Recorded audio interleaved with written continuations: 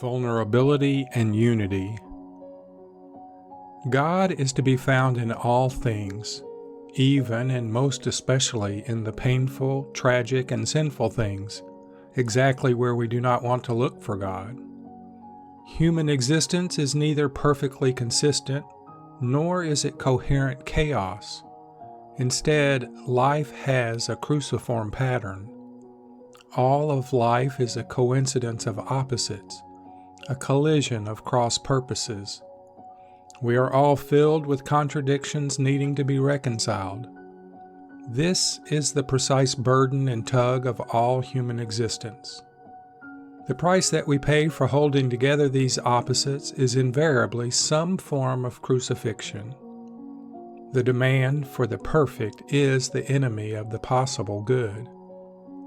Be peace and do justice, but let's not expect perfection in ourselves or the world. Perfectionism contributes to intolerance and judgmentalism and makes ordinary love largely impossible. The vocational call is to share the fate of God for the life of the world, and to love the way that God loves, which we cannot do by ourselves. Jesus came to present a universal message of vulnerability and foundational unity that is necessary for all religions, the human soul, and history itself to survive.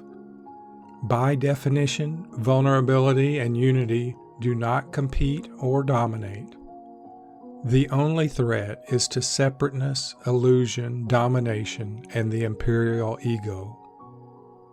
Rest in the great peace.